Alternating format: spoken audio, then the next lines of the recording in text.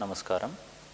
మనం తెలుగు బోధనా పద్ధతులు అనే అంశంలో భాగంగా ఉపవాచక బోధన, వాచక బోధన అనేక అంశాల గురించి మనం ఇక్కడ చూడడానికి ప్రయత్నం చేద్దాం. ఉపవాచకం అంటే ఏంది? మనకి వాచకానికి తోడుగా ఉండేటువంటిది అనేక అంశాలు మనం ఇక్కడ చెప్పుకోవడం జరుగుతుంది. మరి ఈ ఉపవాచకం అనేటువంటిది దేనికి ఉపయోగపడుతుంది అనేక విషయాన్ని ఇక్కడ మనం గమనిద్దాం. ఇక్కడ ఉపవాచకం అనేటువంటి దానికి కొన్ని పేర్లు అనేటువంటి గమనించడం జరిగింది. ఏంటిది ఉపవాచకం యొక్క పేర్లు? గౌణవాచకం, పూరణవాచకం, విస్తారపఠన వాచకం అని కూడా వీటికి పేర్లు ఉండడం జరిగింది. గతంలో అడిగిన బిట్టు గౌణవాచకం అని చెప్పేసి దేనికి ఉన్న మరొక పేరుని అడిగారు. కాబట్టి ఇక్కడ గమనించాలి, ఉపవాచక అనుకున్నట్టుక మరొక పేర్లు ఏంటంటే గౌణవాచకం, పూరణవాచకం, విస్తారపఠన వాచకంగా మనం ఇక్కడ చెప్పుకోవడం జరుగుతుంది. మరి ఈ ఉపవాచకం అనేటువంటి అంశం ఏదైతుందో దీన్ని బోధించేటువంటి అంశంలో భాగంగా ఎందుకు బోధించాలి అనే అంశం ఒకసారి గమనిస్తే, ఉపవాచకం అనేది విస్తార పఠన అభివృద్ధి కోసం బోధించాలి. కాబట్టి ఉపవాచకం దేనికి దోహదపడుతుందంటే విస్తార పఠనానికి నిర్దేశితమైనది ఉపవాచకంగా చెప్పడం అనేది జరుగుతుంది. విస్తార పఠనం అంటే అదనపు సమాచారాన్ని సేకరించుకోవడం. అదేవిధంగా ఉపవాచకాలు అనేవి స్వీయ అధ్యయనానికి నిర్దేశితమైనటువంటి, అంటే సొంతంగా నేర్చుకోవడానికి దోహదపడేవి, స్వీయ అధ్యయనానికి దోహదం చేసేటువంటి పుస్తకాలు ఇవి అంటాడు. కాబట్టి ఉపవాచకంగా ఇక్కడ మనం గమనించాలి. ఏమనుకుంటున్నాం మనం ఇక్కడ? ఉపవాచకాలు విస్తార పఠనానికి నిర్దేశితమైనవి మరియు స్వీయ అధ్యయనానికి నిర్దేశితమైన అంశాలుగా మనం ఇక్కడ గమనించుకోవడం జరుగుతుంది. ఇకపోతే విషయ పరిజ్ఞానం పొందడానికి ఉపయోగపడతాయి. కానీ విషయ పరిజ్ఞానం మనకు తెలియని విషయాలని తెలుసుకోవడానికి దోహదం చేసేటివి ఉపవాచకాలు. ఈ ఉపవాచకం అనేది 6వ తరగతి నుంచి ఉండాలని చెప్పారు. ఉపవాచకం ఏ తరగతి నుంచి ఉండాలనుకుంటున్నామంటే 6వ తరగతి నుంచి ఉండాలి. ఎందుకంటే భాషా పరిజ్ఞానం, విషయ పరిజ్ఞానం అక్కడి నుంచి పెంపొందించుకోవడం జరుగుతుంది. కాబట్టి విషయ పరిజ్ఞానం అనే అంశం అనేది 6వ తరగతి నుంచి ఎక్కువగా పెంపొందించాలి. కాబట్టి ఉపవాచకం అనేది 6వ తరగతి నుంచి ఉండాలి అనే అంశాన్ని ఇక్కడ మనకు చెప్పడం అనేది జరిగింది. కానీ మరి ఉపవాచకం యొక్క పేర్లు మనం ఇప్పుడే చెప్పుకున్నాం.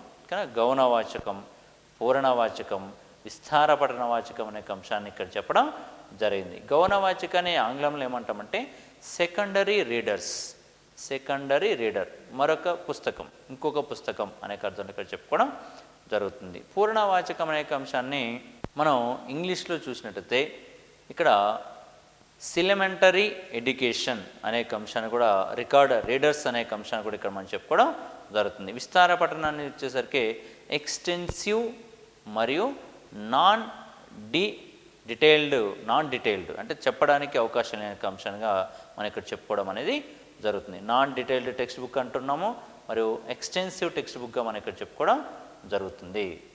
ఉపవాచకం యొక్క బోధన ఉద్దేశాలు మనం ఇంతకుముందు పద్య బోధన, గద్య బోధన, అదేవిధంగా వ్యాకరణాంశానికి సంబంధించిన బోధన ఉద్దేశాలు చూసాము. ఇప్పుడు ఉపవాచకానికి సంబంధించిన బోధన ఉద్దేశాలు ఇక్కడ చూడడానికి ప్రయత్నం చేద్దాం. ఏంటిది మనకు ఉపవాచకం అంటే దేనికి సంబంధించి అనుకున్నామంటే విస్తార పఠనం అనుకున్నాం. అదే విషయాన్ని మనం మొదటిగా చెప్పుకుంటున్నాం. విద్యార్థులలో విస్తార పఠనాన్ని పెంచడం, విద్యార్థులలో విస్తార పఠనాన్ని పెంచడం అనేది మొదటి ఉద్దేశం ఇక్కడ చెప్పుకోవచ్చు. కానీ మరొక ఉద్దేశం చూస్తే మౌన పఠనం అనే నైపుణ్యాన్ని పెంపొందించడం, చాలా ముఖ్యమైన అంశం ఇది. మౌన పఠనానికి దోహదపడే అంశం ఏంటంటే ఉపవాచకం. కాబట్టి మౌన పఠనం అనేటువంటి నైపుణ్యాన్ని పెంపొందింపచేసేటువంటిది ఏమిటి అంటే ఇక్కడ ఉపవాచకం. మరియు విరామకాల సద్వినియోగానికి దోహదపడేటువంటిది, విరామకాలాన్ని సద్వినియోగం చేయడం అనేది దీని యొక్క ఉద్దేశంగా చెప్పుకోవడం జరుగుతుంది. మౌన పఠనం మరియు విరామకాలం ఈ రెండింటి యొక్క అంశానికి దోహదపడేది ఏంటంటే ఉపవాచకం అనే అంశాన్ని మనం ఇక్కడ గమనించుకోవాలి. ఓకే, మరొక అంశాన్ని చూస్తే మూల గ్రంథాలు, పరామర్శ గ్రంథాలను సంప్రదించేటకు అలవాటును పెంపొందించడం. తెలియని విషయాలను తెలుసుకోవాలి. ఎక్కడ తెలుసుకోవాలి అంటే గ్రంథాలని పిల్లవాడు చదవించడం లేదా వెతకడం అనే అంశాన్ని అలవాటు చేయించాలి. దానికి దోహదం చేసేటువంటి అంశం ఏంటంటే ఉపవాచకం ఇక్కడ మనం చెప్పుకోవడం జరుగుతుంది.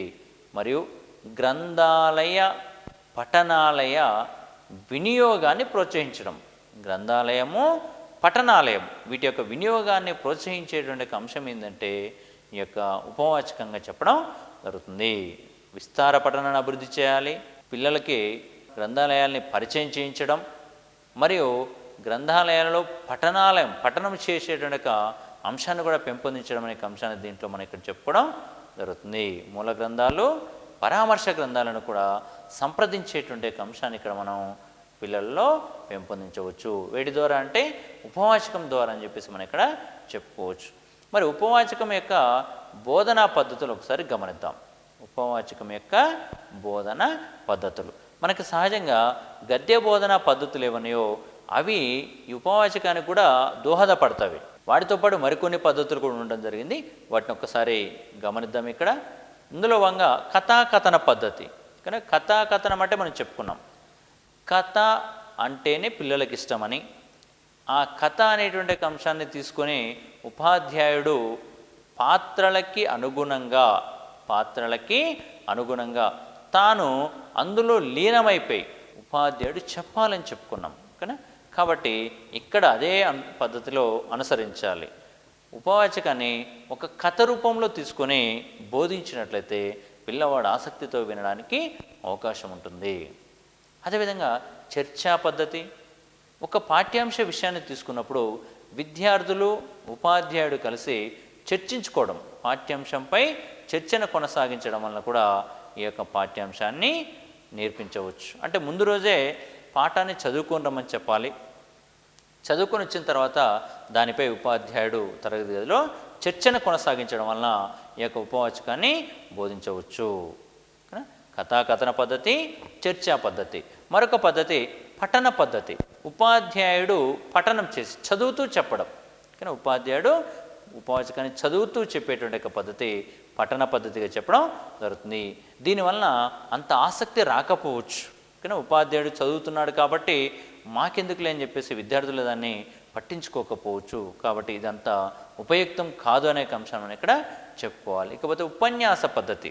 ఉపాధ్యాయుడు పాఠ్యాంశాన్ని మొత్తాన్ని తాను ముందుగానే చదువుకొని వచ్చేసి ఉపన్యాస పద్ధతిలో ఆ యొక్క అంశాన్ని చెప్పడానికి ప్రయత్నం చేస్తారు. ఇది ఉపన్యాస పద్ధతిగా మనం ఇక్కడ చెప్పుకోవచ్చు. ఇకపోతే నియోజన పద్ధతి. కానీ నియోజనాలు కానీ మనం పిల్లవానికి ఇంటికి కొంచెం హోంవర్క్ రూపంలో ఇచ్చేసి అది చదువుకొని వచ్చేసి ఇక్కడ చెప్పండి, లేదా ఈ భాగాన్ని మీరు చెప్పండి అని చెప్పేసి అట్లా చెప్పించే పద్ధతి కూడా ఇక్కడ ఉండడం జరుగుతుంది. పరిశోధన పద్ధతి. కానీ మనం ఒక అంశాన్ని పరిశోధిస్తూ కూడా వెతుక్కుంటూ కూడా ఆ యొక్క అంశాన్ని చెప్పవచ్చు అని చెప్పేసి ఇక్కడ మనం చెప్పుకోవడం జరుగుతుంది. ఇవి ఉపవాచక బోధనా పద్ధతులుగా మనం ఇక్కడ చెప్పుకోవచ్చు. కథాకథన పద్ధతి, చర్చా పద్ధతి, పఠన పద్ధతి, ఉపన్యాస పద్ధతి, నియోజన పద్ధతి, పరిశోధన పద్ధతులు అనేక అంశాన్ని ఇక్కడ మనం చెప్పుకోవడం జరుగుతుంటుంది. ఇకపోతే మరొక అంశం వ్యాసరచన. మరి వ్యాసరచన బోధన అనేటువంటిది ఎలా కొనసాగించాలి? వ్యాసరచన బోధన. మరి వ్యాసం అంటే ఏంటిది అనేక అంశాన్ని మనం గమనించే ముందు ఇది ఎక్కడి నుంచి అలవాడింది, వ్యాసం అనేది మనకి ఎక్కడి నుంచి వచ్చింది అనే విషయాన్ని ఇక్కడ మనం తెలుసుకోవాలి. ప్రధానంగా ఏమని చెప్పారు మన వాళ్ళు? పాశ్చాత్య సాహిత్య ప్రభావంతో తెలుగు వచన వాంగ్మయంలో వెలిసినటువంటి ఒక సాహిత్య ప్రక్రియే వ్యాసం అని చెప్పారు. కానీ పాశ్చాత్య సాహిత్య ప్రభావంతో కానీ ఇతర దేశాల యొక్క ఇతర సాహిత్యం పట్ల ప్రభావితమై మన యొక్క తెలుగులోకి మనం తెచ్చుకునే యొక్క ప్రక్రియ దాన్నే వచనము అనే అంశంలో చెప్పడం జరిగింది. దాన్నే వ్యాసం అనే అర్థంలో ఇక్కడ చెప్పుకోవడం అనేది జరుగుతుంది. వ్యాసాన్ని మనం ఆంగ్లంలో ఏమంటామంటే ఎస్సే అంటారు. వ్యాసాన్ని ఆంగ్లంలో ఎస్సే అంటారు.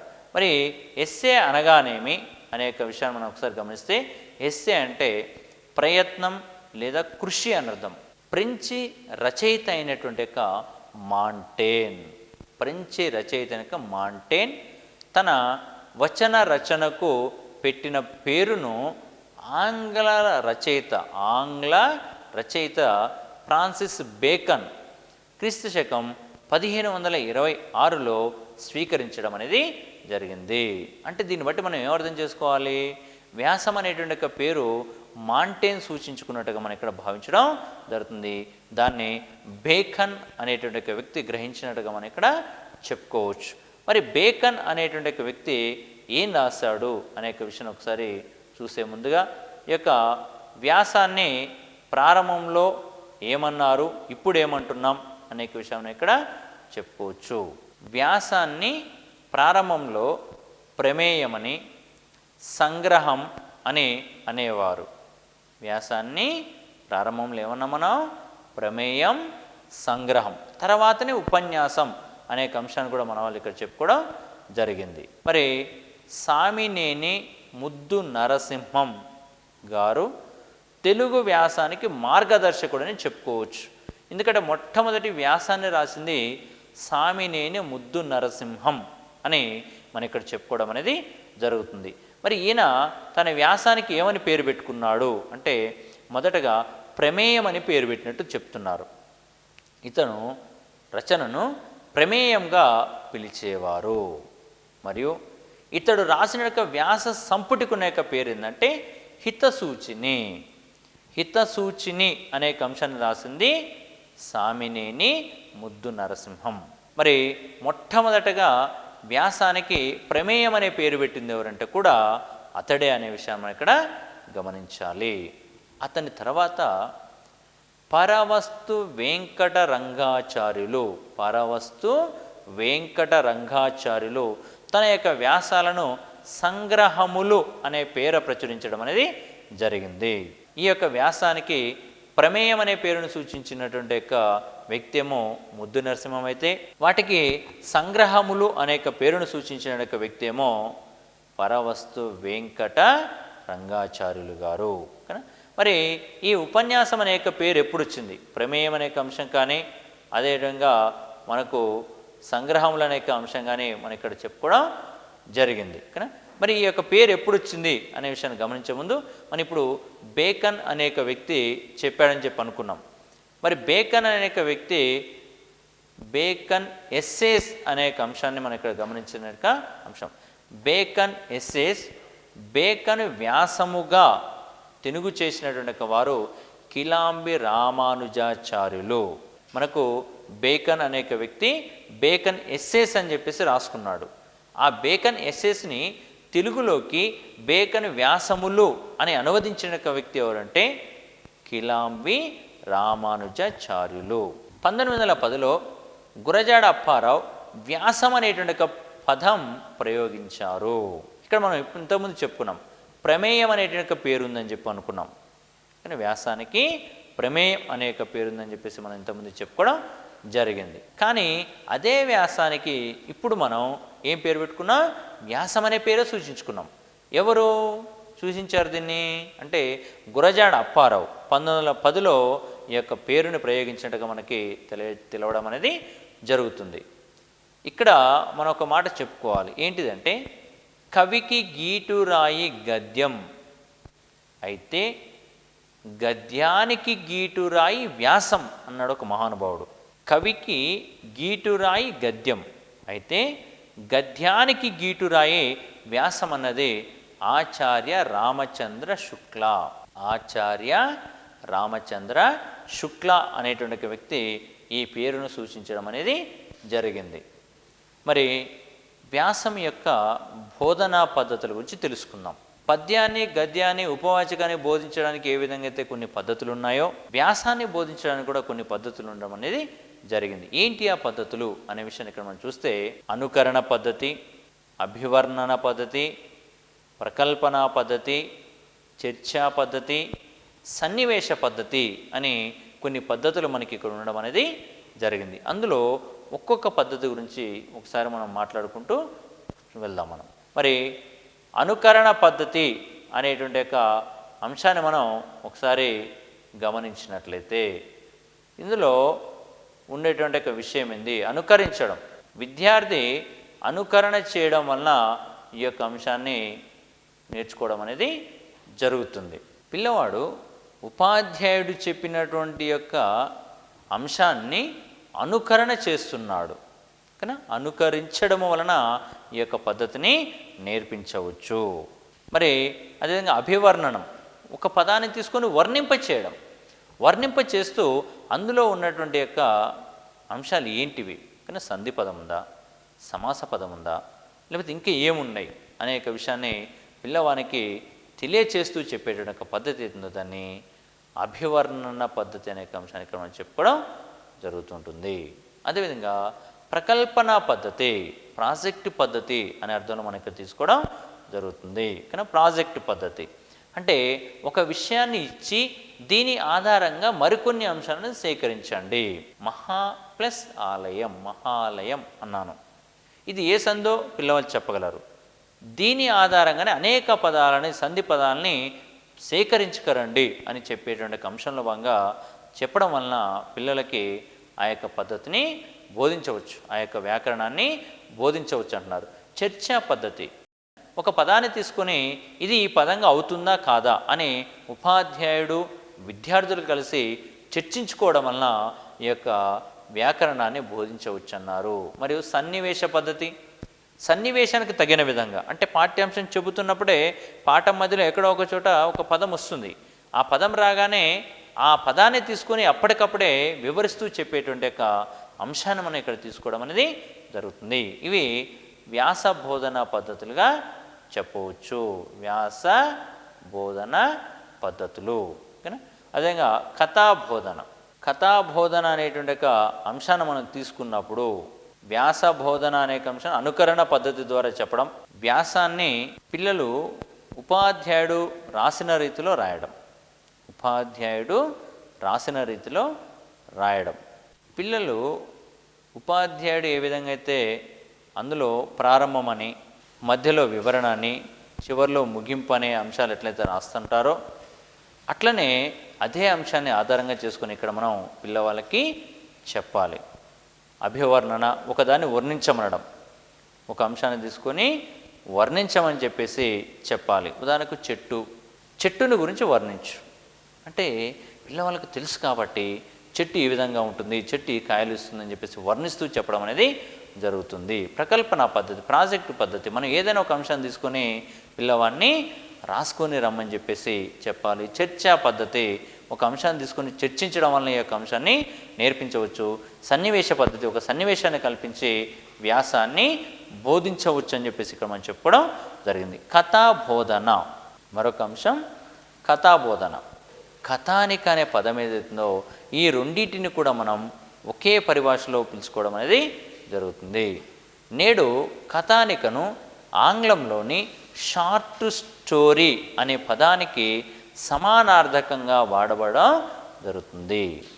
నేడు కథానికను ఆంగ్లంలోని షార్ట్ స్టోరీ అనే పదానికి సమానార్థకంగా వాడబడడం జరుగుతుంది. ఓకేనా. మరి షార్ట్ స్టోరీ అంటే చిన్న కథ అనే అంశంలో చెప్పడం జరుగుతుంది అన్నమాట. దాన్ని కథానిక అంటారు. అంటే కథ కంటే కొంచెం తక్కువగా ఉండేది అనే అర్థంలో ఇక్కడ మనకు చెప్పడం జరుగుతుంది. వస్త్వైక్యము ఉండి వినోదము, విజ్ఞానము, వికాసము కలిగించగల చిన్న కథ. వస్త్వైక్యము ఉండి వినోదము, విజ్ఞానము, వికాసము కలిగించగలిగిన చిన్న కథనే కథానిక అన్నారు. మరి తొలి తెలుగు కథానిక ఇది అంటే దిద్దుబాటు. తొలి తెలుగు కథానిక దిద్దుబాటు. దీన్ని రాసినటువంటి వ్యక్తి ఎవరంటే గురజాడ అప్పారావు. తొలి తెలుగు కథానిక దిద్దుబాటు, దీనిని రాసింది గురజాడ అప్పారావు. మరి కథ అనేక అంశాన్ని బోధించేటువంటి పద్ధతులు, కథాబోధన పద్ధతులు.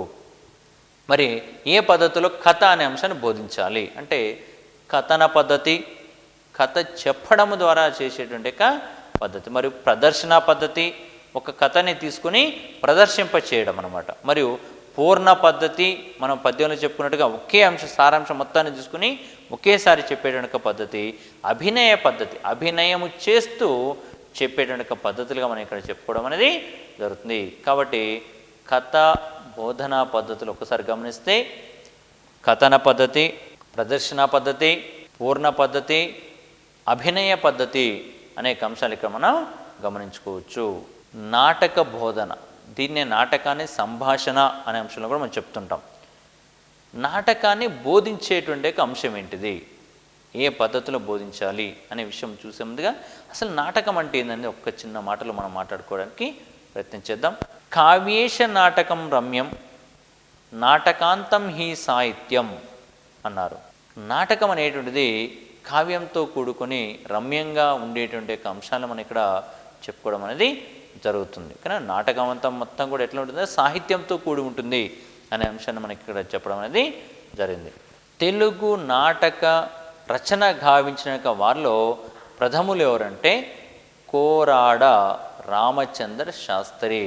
తెలుగు నాటక రచన గావించిన వారిలో ప్రథములు కోరాడ రామచంద్ర శాస్త్రి. ఇతడు క్రీస్తు శకం 1860లో మంజరి మధుకర్యం రచించారు. చాలా ముఖ్యమైన అంశం అండి. ఇక్కడ మంజరి మధుకర్యం అనే అంశం రాసింది ఎవరు అంటే కోరాడ రామచంద్ర శాస్త్రి. మనకి మొదటి నాటకంగా కూడా ఇక్కడ మనం చెప్పుకునేటువంటి అంశం. ఇకపోతే ఆంధ్ర నాటక పితామహుడు ఎవరంటే ధర్మవరం కృష్ణమాచార్యులు. ఆంధ్ర నాటక పితామహుడు ధర్మవరం కృష్ణమాచార్యులు. ఈ విషయాన్ని మనం ఇక్కడ ఇది గమనించాలి. ఈ విధంగా వ్యాసబోధన, కథాబోధన అనేక అంశాలను మనం ఇక్కడ చెప్పుకోవడం జరుగుతుంది. ఇకపోతే నాటక బోధన, నాటకాన్ని బోధించేటువంటి పద్ధతి. కానీ దీనికి ఏం పద్ధతి అని చెప్తామంటే వ్యాఖ్యాన పద్ధతి. కానీ నాటకాన్ని వ్యాఖ్యానం చేయడం ద్వారా బోధించడం.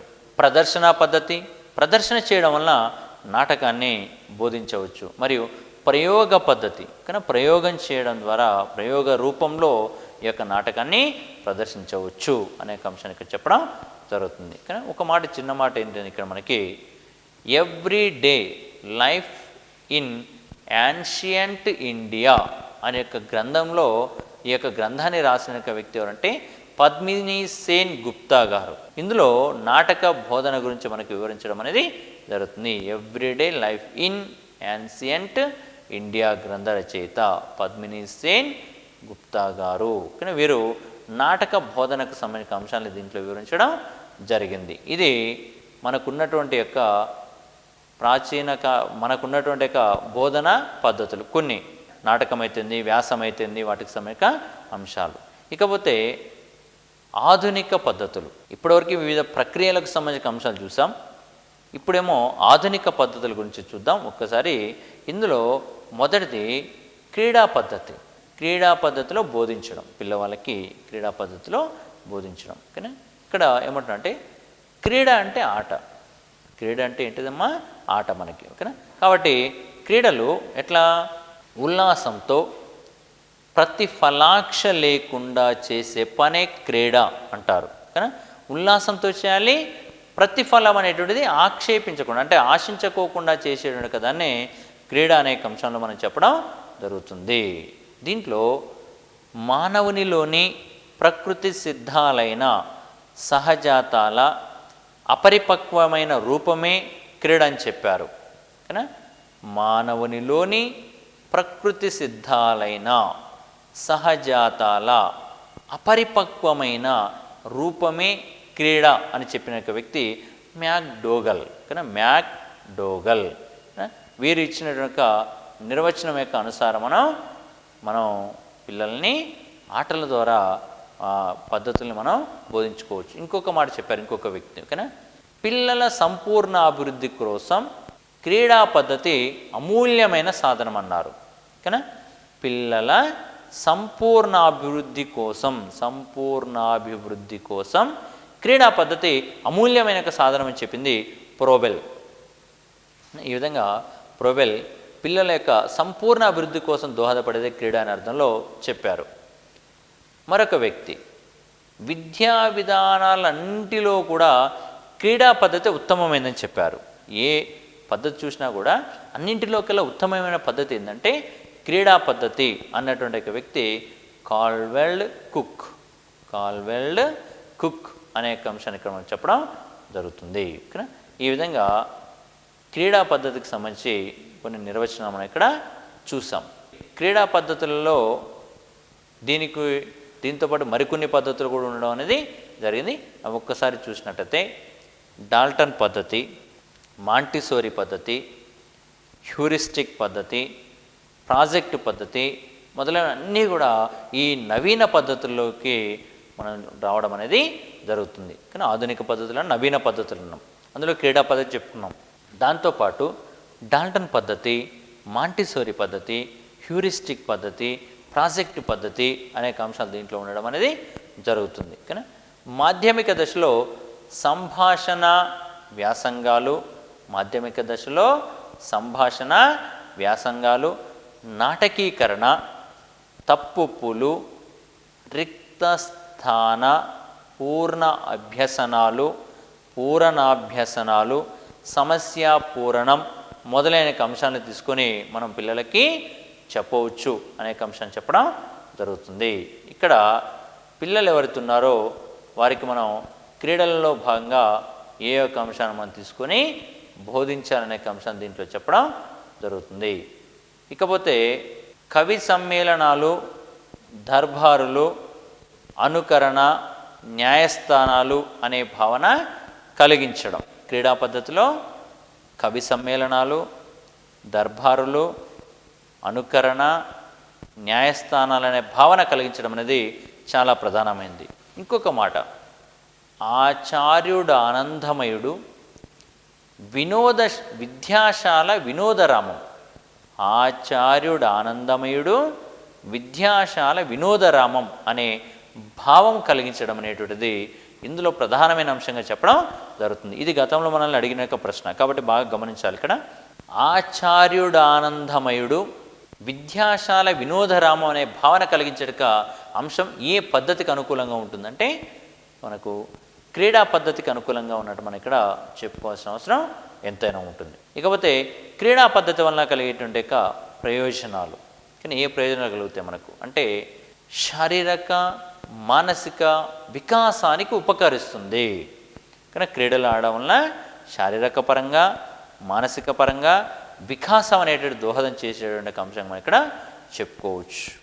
సామాజిక జీవితం బాగుపడుతుంది, సామాజిక జీవితం అనేది బాగుపడుతుంది అనే అంశాన్ని దీంట్లో చెప్పడం జరిగింది. మరియు నాయకత్వ లక్షణాలు అలవడతాయి. ఆటలు ఆడడం వలన నాయకత్వ లక్షణాలు అలవడతాయి. కాబట్టి ఈ యొక్క అంశాలు బాగా గమనించాలండి. క్రీడా పద్ధతి అనే అంశంలో శారీరకం అనేటువంటిది మానసికం అనేది వికాసం చెందుతుంది. దాంతోపాటు సామాజిక జీవితం అలవడుతుంది. సామాజిక జీవితం అంటే ఇతరులతో కలిసి జీవించడం. కానీ ఒకరితో ఆటలు ఆడేటప్పుడు మంచిగా స్నేహభావాన్ని పెంపొందించుకుంటాం, ఒకరిపై ఒకరు ఆధారపడుతూ జీవితం అనేది కొనసాగించుకునే అంశంలో ఆటలు ఆడడం అనేది జరుగుతుంది అక్కడ. ఓకేనా. మరియు నాయకత్వ లక్షణం, ఆటలు ఆడేటప్పుడు ఒకరు లీడర్గా ఉంటారు కాబట్టి ఆ లీడర్ తత్వం అనేటువంటి అంశం అలవడుతుంది అనే అంశాన్ని ఇక్కడ మనం గమనించుకోవాలి. ఇది ప్రయోజనాలుగా చెప్పవచ్చు.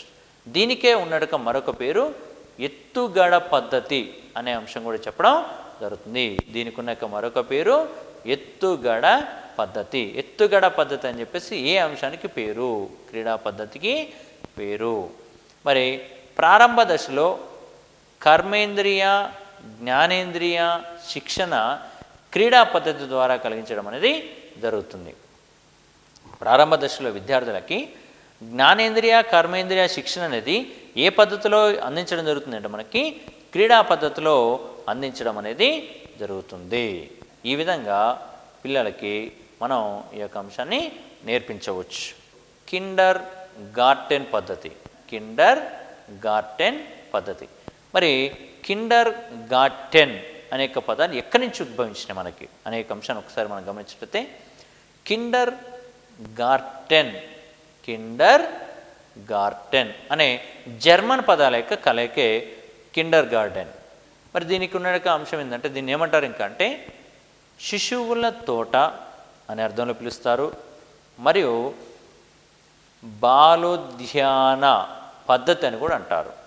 బాలోద్యాన పద్ధతి అని దేనికి పేరు అంటే కిండర్ గార్టెన్ పద్ధతి. శిశువుల తోట అని కూడా దేనికి పేరు అంటే కిండర్ గార్టెన్ పద్ధతికి పేరుగా చెప్పుకోవచ్చు. ఇకపోతే దీన్ని ప్రతిపాదించినటువంటి వారు ప్రోబెల్. ఇక్కడ మనం గమనించేటువంటి అంశం ఏంటంటే ప్రోబెల్ ఏ పద్ధతిని ప్రతిపాదించారు? ప్రోబెల్ ఏ పద్ధతిని ప్రతిపాదించారు అంటే కిండర్ గార్టెన్ పద్ధతిని ప్రతిపాదించారు. ప్రోబెల్ ఏ దేశానికి సంబంధించిన వ్యక్తి అనే క్వశ్చన్ చూస్తే జర్మనీ దేశానికి సంబంధించిన వ్యక్తి. కిండర్ గార్టెన్ యొక్క పదాలు ఎట్లా ఏర్పడ్డాయి అంటే కిండర్ గార్టెన్ అనే యొక్క జర్మన్ యొక్క పదాల యొక్క కలయికగా మనం ఇక్కడ చెప్పుకోవడం జరుగుతుంది. దీంట్లో విద్యార్థులను మొక్కలతో, ఉపాధ్యాయుని తోటమాలతో పోల్చాడు.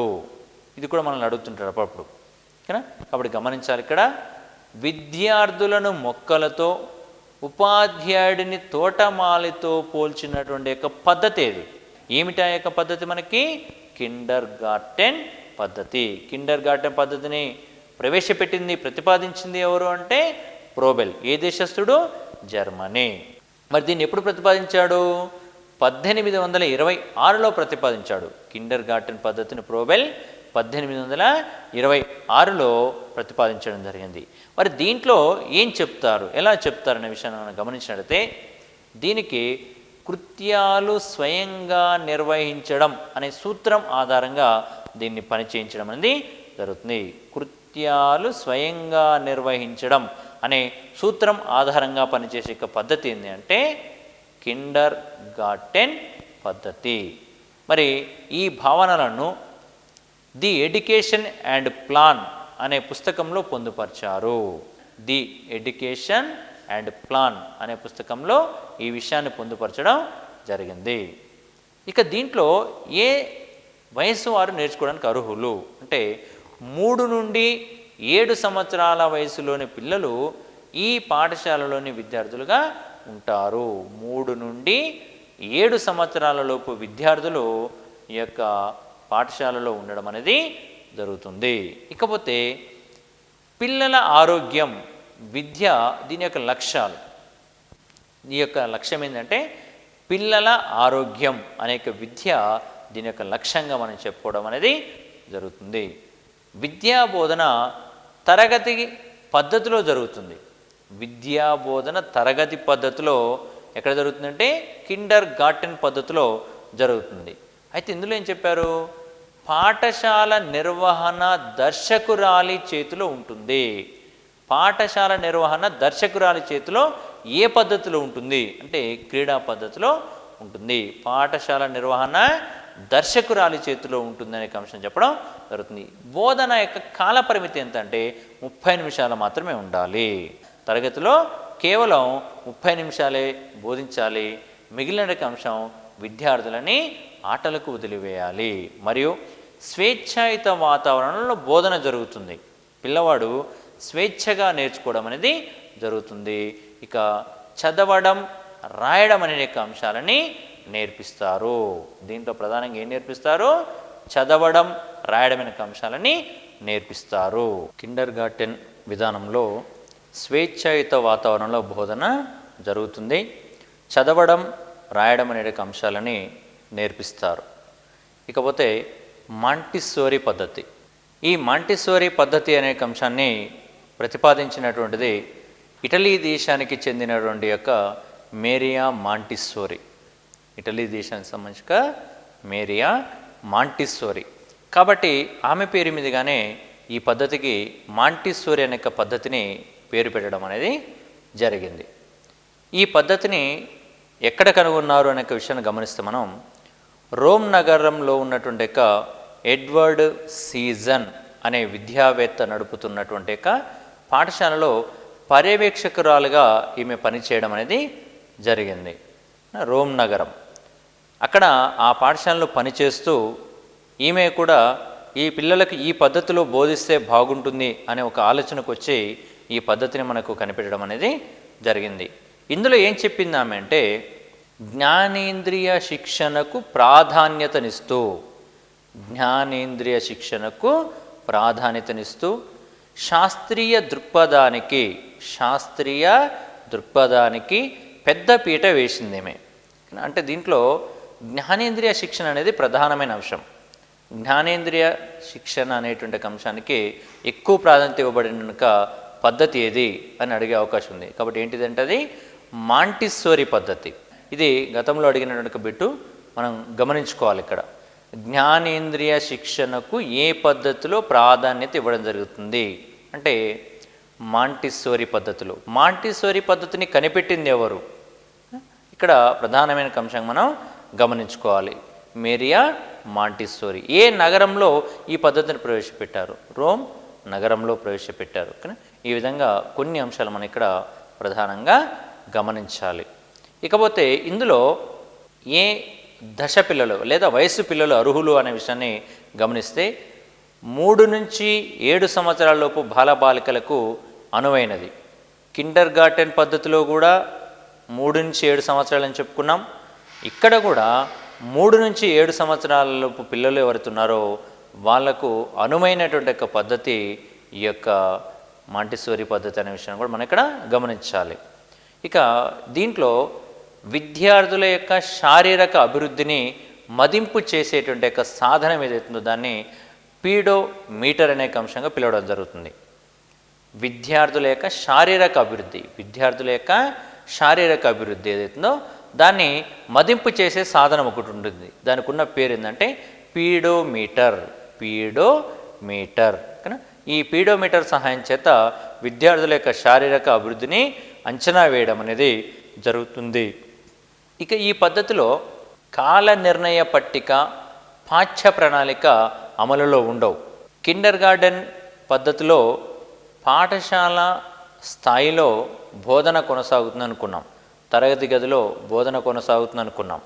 ఇక్కడ కాల నిర్ణయ పట్టిక కానీ అదేవిధంగా పాఠ్య ప్రణాళిక కానీ ఏమీ ఉండవు. కాల నిర్ణయ పట్టిక, పాఠ్య ప్రణాళిక లేనటువంటి యొక్క బోధనా పద్ధతి ఇది అంటే మాంటిస్సోరీ పద్ధతి.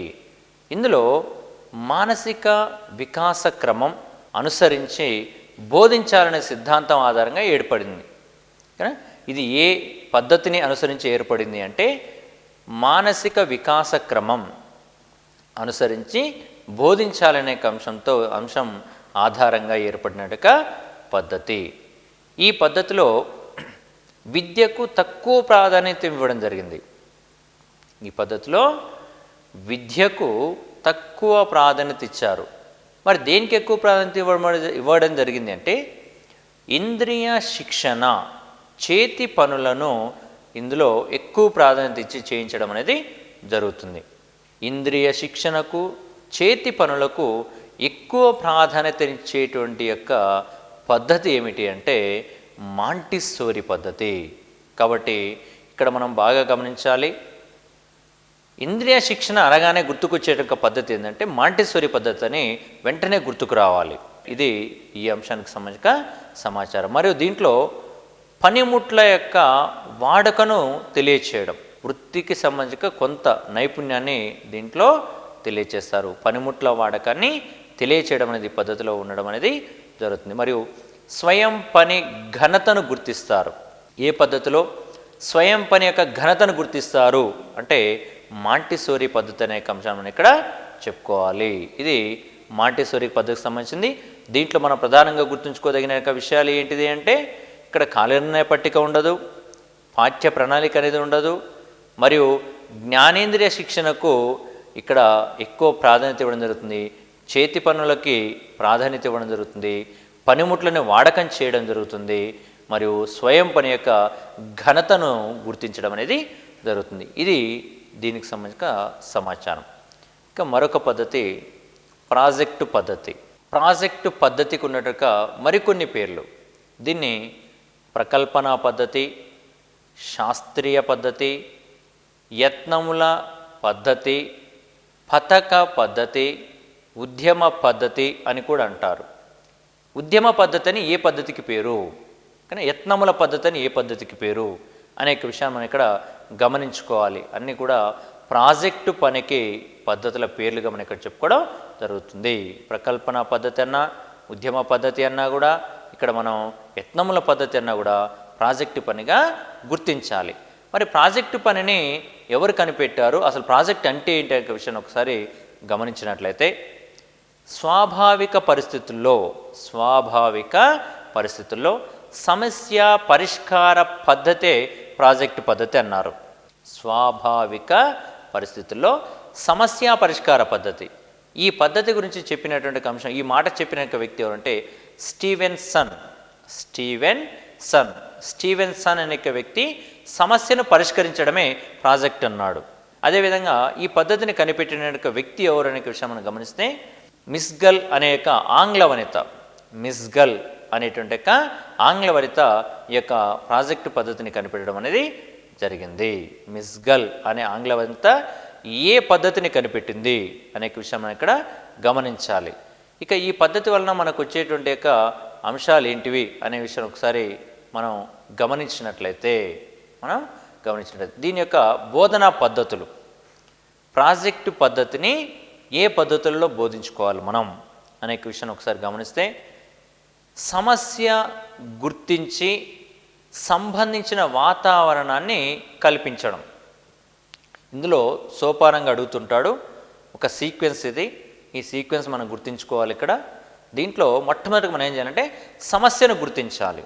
ఫస్ట్ వన్ సమస్యను గుర్తించాలి. సమస్యను గుర్తించి సంబంధిత వాతావరణాన్ని కల్పించడం, ఆ సమస్యను పరిష్కరించడానికి కొంత వాతావరణాన్ని కల్పించాలి. రెండవది సమస్యకు సంబంధించిన పూర్వాపరాల యొక్క చర్చ, ఆ సమస్యను గురించి చర్చించుకోవాలి. అసలు ఈ సమస్య ఎలా పరిష్కరింపబడుతుంది అని చర్చని కొనసాగించాలి. సమస్యను గుర్తించాలి, ఆ సమస్యపై చర్చని కొనసాగించాలి. మూడో అంశం సమస్య పరిష్కారానికి తగిన కార్యాచరణ ప్రణాళిక.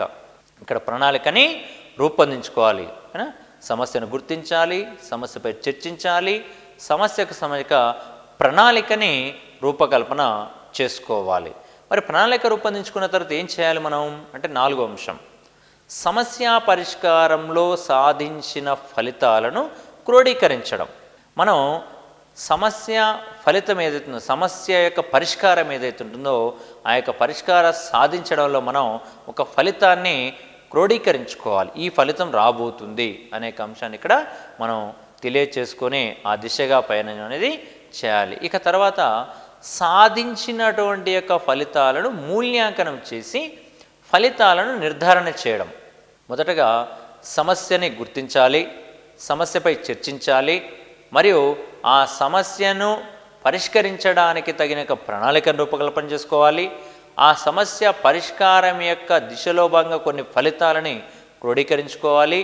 ఆ తర్వాత చివరిగా ఫలితాలు వచ్చినట్టయితే వాటి ఆధారంగా మనం మూల్యాంకనం చేసి ఆ ఫలితాలను నిర్ధారించాలి. కానీ ఇవి సమస్య పరిష్కారంలో నడక సోపానాలు. కానీ వరుస క్రమంలో గుర్తుపెట్టుకోవడానికి ప్రయత్నం చేయాలి ఇక్కడ.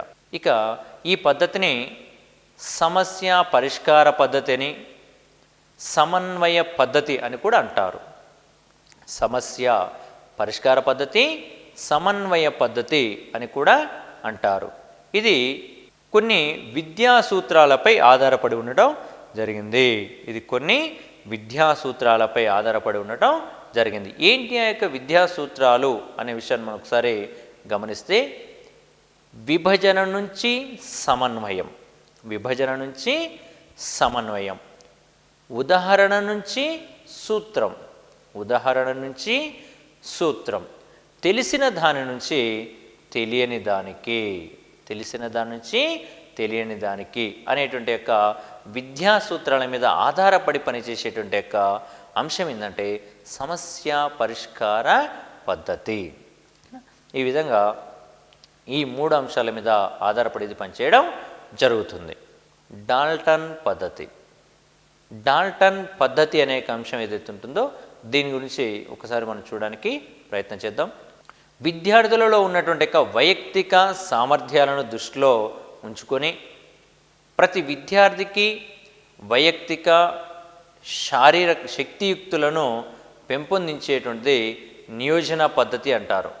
ఇక్కడ డాల్టన్ పద్ధతికి ఉన్నటువంటి కొన్ని పేర్లు మనం ఒకసారి గమనించినట్టయితే దీనిని వెస్టి పద్ధతి అని, వైయక్తిక పద్ధతి అని, నియోజనాల పద్ధతి అని, నిర్ణయ పద్ధతి అని కూడా అంటారు. డాల్టన్ పద్ధతికి ఉన్న మరికొన్ని పేర్లు వెస్టి పద్ధతి, వైయక్తిక పద్ధతి, నియోజనాల పద్ధతి, నిర్ణయ పద్ధతి. ఈ విధంగా అనేక పేరున్నాయి. ఇక్కడ నియోజనం అనేక అంశం ఏదైతుందో దాన్నే డాల్టన్ పద్ధతికి మరొక పేరుగా చెప్పుకున్నాం. కాబట్టి దీనికి సంబంధించిన అంశాన్ని మనం ఒకసారి గమనిస్తే, విద్యార్థులలోని యొక్క వైయక్తిక సామర్థ్యాలను వ్యక్తిగతంగా ఒక వ్యక్తికి సంబంధించిన సామర్థ్యాలను దృష్టిలో ఉంచుకొని ప్రతి విద్యార్థికి కూడా వైయక్తిక శక్తియుక్తులను పెంపొందించేది. ఒక విద్యార్థి యొక్క శక్తియుక్తులని పెంపొందించేటువంటి యొక్క పద్ధతి ఏదైతుందో దాన్ని నియోజనాల పద్ధతిగా మనం ఇక్కడ చెప్పుకోవడం జరుగుతుంది. ఒక వ్యక్తిని అతనికి కొన్ని అంశాలు ఇచ్చి వాటిని సాధించమని చెప్పేసి చెప్పడమే ఈ యొక్క పద్ధతి. ఈ పద్ధతిని ప్రతిపాదించింది ఎవరు? ఈ పద్ధతిని ప్రతిపాదించింది ఎవరు అంటే miss Helen park host. Miss Helen park host అనే ఆమె అమెరికాలో ఉన్న డాల్టన్ నగరంలో ఒక ఉన్నత పాఠశాలలో ప్రయోగించారు. కాబట్టి ఆ నగరము పేరు మీదుగానే దీనికి డాల్టన్ పద్ధతి అనే పేరు రావడం అనేది జరిగింది. డాల్టన్ పద్ధతిని ప్రతిపాదించినది మిస్ హెలెన్ పార్క్ హాస్ట్. ఈ బోధనా పద్ధతుల మీద వీటి మీద ఒక ప్రశ్న అడిగే అవకాశం ఉంది. కాబట్టి ఎవరు ఏ పద్ధతిని రూపొందించారు అనేక అంశాన్ని ఇక్కడ మనం గమనించుకోవాల్సిన అవసరం ఎంతైనా ఉంటుంది. కాబట్టి మిస్ హెలెన్ పార్క్ హాస్ట్ రూపొందించే పద్ధతి పేరు డాల్టన్ పద్ధతి. ఇది దీనికి సంబంధించిన సమాచారం. మరి ఈ పద్ధతి అనేక అంశం ఏదైతుందో దీన్ని అనుసరించి మనం బోధన ఎలా కొనసాగించాలి, ఏ పద్ధతికి అనుకూలంగా ఉందనే విషయాన్ని ఒకసారి గమనిద్దాం. ఇక్కడ చెప్పే అంశం ఏంటంటే, ఇది మన భారతీయ ప్రాచీన గురుకుల సంప్రదాయ పద్ధతిని పోలి ఉందని చెప్పారు. ప్రాచీన కాలంలో గురుకుల పాఠశాలలో మనం చెప్పుకునే యొక్క సంప్రదాయ పద్ధతి ఏందో ఆ పద్ధతిని పోలి ఉంది యొక్క డాల్టన్ పద్ధతి అనే అంశాన్ని ఇక్కడ మనం చెప్పుకోవడం జరుగుతుంటుంది. ఈ పద్ధతిని మాధ్యమిక దశలో కొంత, ఉన్నత దశలో ఎక్కువగా ఉపయోగించడానికి అవకాశం ఉంది. డాల్టన్ పద్ధతి నియోజనాల పద్ధతి. దీన్ని ప్రాథమిక దశలో తక్కువగా ఉపయోగించాలి. మాధ్యమిక అంటే ఉన్నత దశ, మాధ్యమికోన్నత దశలో మరియు ఉన్నత దశలో ఎక్కువగా ఉపయోగకారిగా ఉండేటువంటి యొక్క పద్ధతి డాల్టన్ పద్ధతిగా మనం ఇక్కడ చెప్పుకోవడం జరుగుతుంది. దీనిలో విద్యార్థుల బుద్ధి వికాసాన్ని బట్టి ఉత్తమ, మధ్యమ, అల్పస్థాయిగా వర్గీకరించాలి. విద్యార్థులు ఎవరుతున్నారో వారికి నియోజనాలు ఇవ్వాలి. మనం నియోజనాలు ఇవ్వాలంటే అందరికీ ఒకే రకమైన నియోజనాలను ఇస్తే చేయలేరు. కాబట్టి విద్యార్థులను ముందుగా పరీక్షించి వారిని 3 భాగాలుగా విభజన చేయాలని చెప్పేటువంటి ఒక పద్ధతే ఈ యొక్క డాల్టన్ పద్ధతి. ఎలా విభజన చేయమంటుంది? ఉత్తమ మరియు మధ్యమ మరియు అల్పస్థాయి అనే విషయాన్ని బుద్ధి వికాసాన్ని బట్టి విభజన చేయడం జరుగుతుంది. ఇట్లా ముగ్గురిని 3 భాగాలు విభజన చేసి వారి యొక్క స్థాయికి తగినటువంటి యొక్క నియోజనాలని అందించాలి. ఇకపోతే ఈ పద్ధతిలో తరగతి గదులు ఉండవు. కేవలం ఒక్కొక్క విషయానికి ఒక్కొక్క గది ఉంటుంది. ఇక్కడ తరగతి వారీగా కాకుండా విషయము వారీగా గదులు ఉండేటువంటి యొక్క పద్ధతి ఏది అంటే డాల్టన్ పద్ధతిగా చెప్పవచ్చు. తరగతుల వారీగా కాకుండా విషయాల వారీగా తరగతి గదులు, విషయాల వారీగా గదులు ఉండేటువంటి యొక్క పద్ధతి ఏంటంటే డాల్టన్ పద్ధతిగా మనం ఇక్కడ చెప్పుకోవచ్చు. ఉదాహరణకి ఏమున్నాయి మనకు విషయాలు?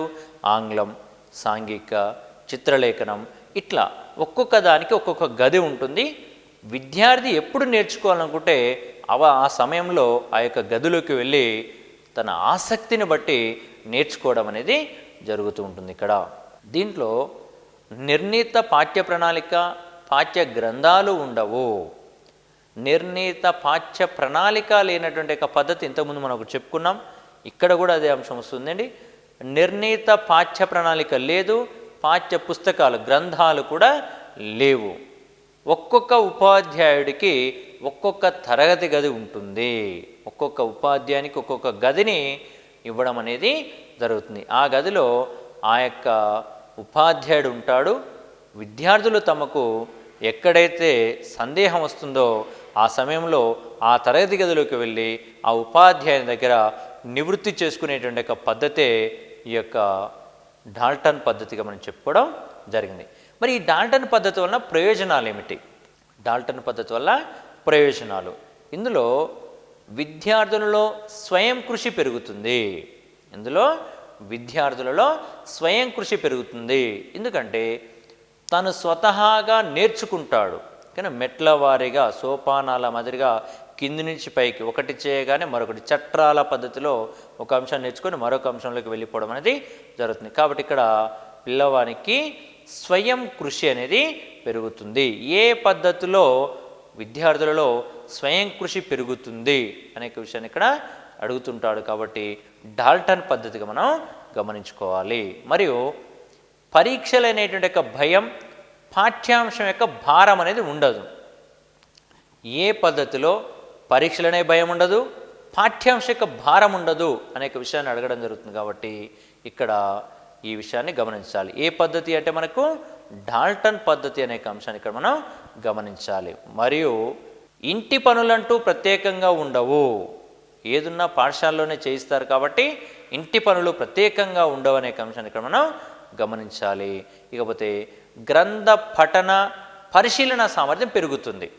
విద్యార్థి స్వయంగా చేయాలి కాబట్టి ఉపాధ్యాయుడు కొంతవరకే సందేహాలను నివృత్తి చేస్తాడు. కాబట్టి ఎక్కువ సమాచారం గ్రంథాల నుంచి సేకరించుకుంటాడు. కాబట్టి గ్రంథ పఠన పరిశీలన సామర్థ్యం అనేది పెరుగుతుంది.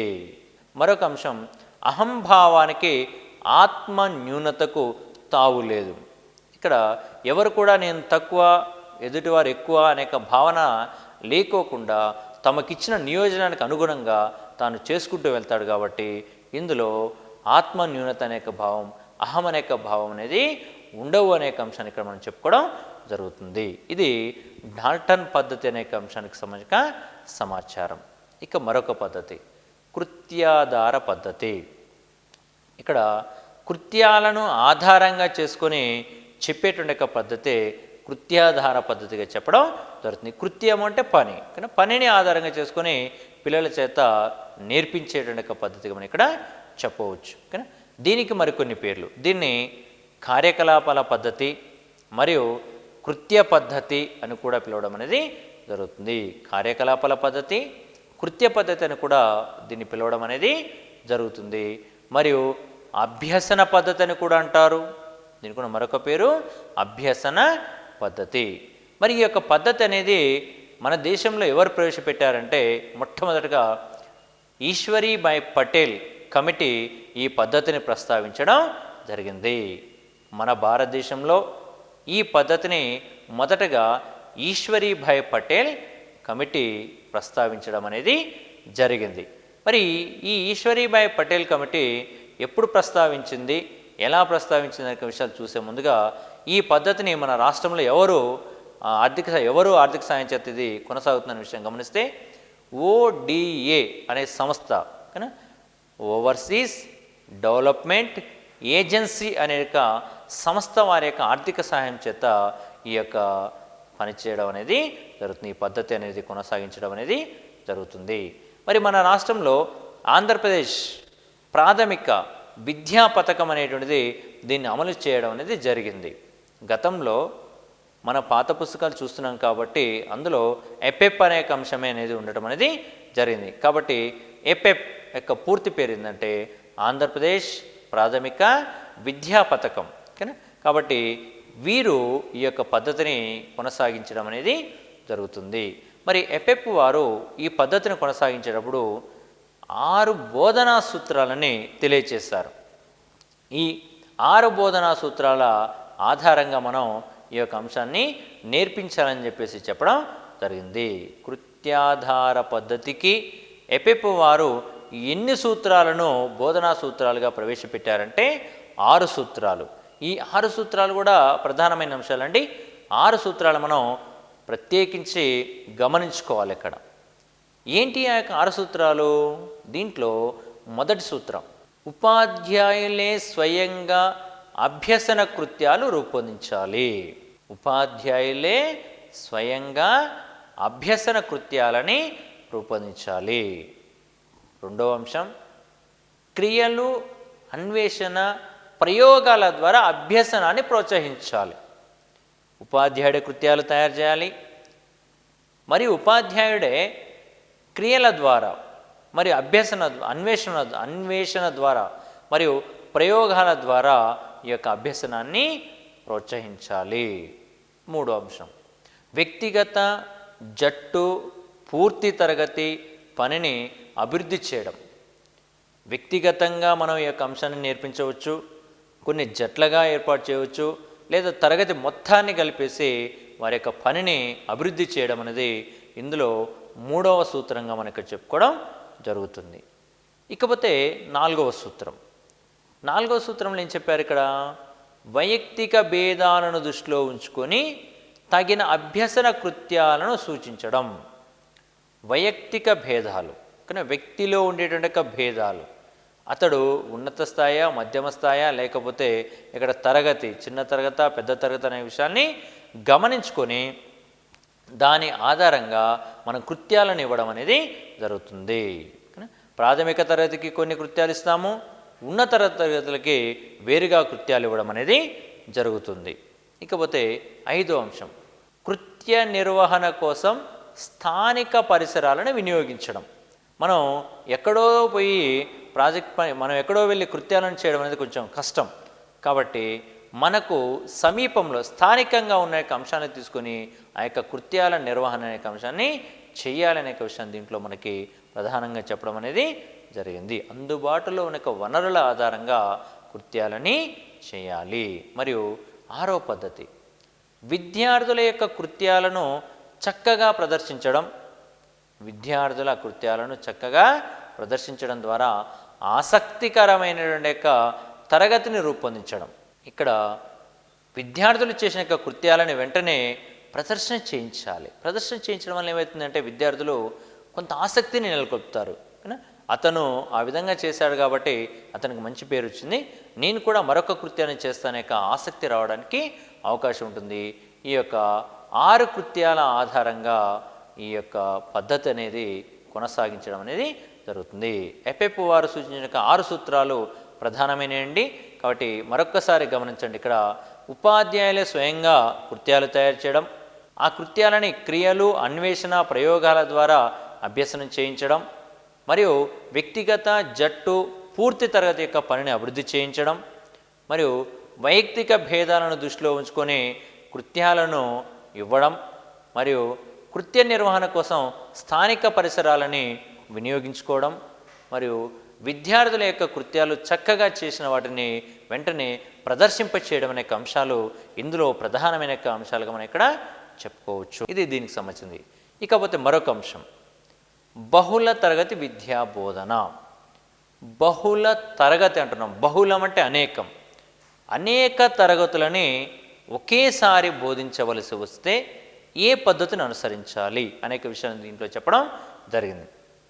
మనకు రాజ్యాంగంలో ఉన్నటువంటి 45వ నిబంధన ఏం తెలియజేస్తుందంటే ఉచిత ప్రాథమిక విద్య అనేటువంటి దాన్ని అందించాలని చెప్పేసి తెలియచేయడం జరిగింది. ఉచిత ప్రాథమిక విద్యను అందించాలని చెప్పేసి తెలియజేసే నిబంధన 45వ నిబంధనగా మనం రాజ్యాంగంలో పొందుపరచుకోవడం అనేది జరిగింది. మరి ఇప్పుడు ఇక్కడ ఒకటి కన్నా ఎక్కువ తరగతులు, ఒకటి కన్నా మించినటువంటి యొక్క తరగతులకు ఒక ఉపాధ్యాయుడు బోధించవలసిన అవసరం ఏర్పడినప్పుడు అనుసరించే పద్ధతిని బహుళ తరగతి బోధన అంటారు. ప్రస్తుతం ప్రాథమిక విద్య కొనసాగుతున్న స్థితి కూడా కొన్ని చోట్ల ఈ విధంగానే మనకు కనిపించడం జరుగుతుంది.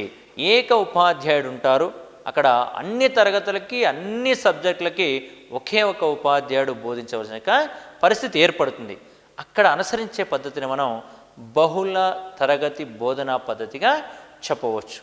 మరి ఇక్కడ ఉపాధ్యాయుడు ఎలా ఆ బోధనని అనుసరించాలి అంటే ఇందులో ఈ పద్ధతిలో 1 గంటలో 20 నిమిషాలు ప్రత్యక్ష బోధన చేయాలి, మరొక 40 నిమిషాలు మానిటరింగ్ బోధన లేదా సహాయ బోధన చేయాలి.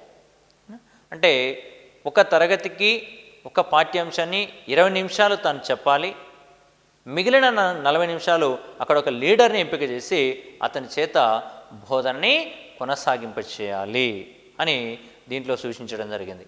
మరి ఈ పద్ధతిలో జరిగేటువంటి యొక్క బోధన అనేటువంటిది ఏ విషయానికి ఎంత సమయాన్ని కేటాయిస్తూ బోధించాలి మనం అనే విషయం చూస్తే భాషా బోధనకి 90 నిమిషాల సమయాన్ని కేటాయించాలి. భాషా బోధనకి 90 నిమిషాల సమయాన్ని కేటాయించాలి. అదేవిధంగా గణితానికి 60 నిమిషాల సమయాన్ని కేటాయించాలి. పరిసరాల విజ్ఞానం అనే అంశానికేమో 60 నిమిషాల సమయం కేటాయించాలి. సమూహ జట్టు కృత్యాలు ఏవైతున్నాయి వాటికి కూడా 60 నిమిషాల సమయం కేటాయించాలి.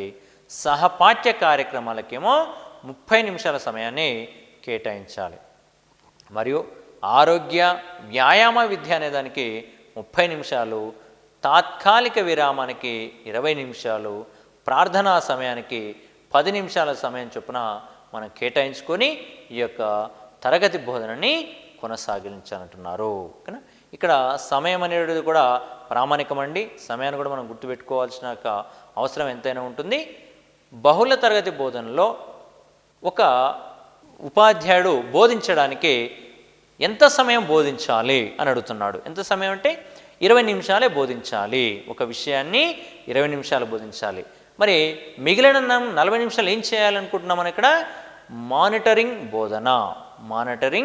బోధన అనేటువంటిది చేయాలని చెప్పేసి చెప్పుకోవడం జరిగింది. దాన్ని సహాయ బోధన అనే అంశం కూడా మనం ఇక్కడే చెప్పుకోవడం అనేది జరిగింది. కానీ దీంట్లో ఏ విషయానికి ఎంత సమయం కేటాయించాలో చాలా ప్రధానమైన అంశం.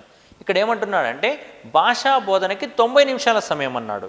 ఎందుకంటే లాంగ్వేజ్ రావాలి, భాష అనేది రావాలి. భాష అభివృద్ధి చెందితే అన్ని అంశాలు అభివృద్ధి చెందినట్లే. కాబట్టి భాషకి ఎక్కువగా ప్రాధాన్యత ఇవ్వడం అనేది జరుగుతుంది. ఇదే అంశాన్ని గమనించాలి మనం.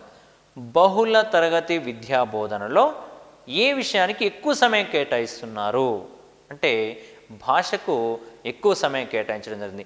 భాషకి ఎంత సమయం ఇస్తున్నాం? 90 నిమిషాలు. మరి మిగిలినటువంటి గణితం కానీ, పరిసరాల విజ్ఞానం కానివ్వండి, సమూహ జట్టు కృత్యం కానివ్వండి, వీటికేమో 60 నిమిషాల సమయాన్ని కేటాయించడం అనేది జరిగింది ఇక్కడ. ఇకపోతే సహపాఠ్య కార్యక్రమాలు, పాఠ్యాంశానికి అనుబంధంగా నేర్చుకునే అంశాలు అవుతున్న వాటికి 30 నిమిషాలు.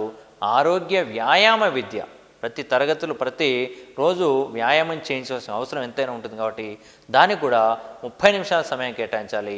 తాత్కాలిక విరామానికి 20 నిమిషాలు, ప్రార్థనా సమయానికి 10 నిమిషాల సమయాన్ని కేటాయించాలని చెప్పి చెప్పుకోవడం జరుగుతుంది. ఈ విధంగా బహుళ తరగతి బోధనని కొనసాగించాలి.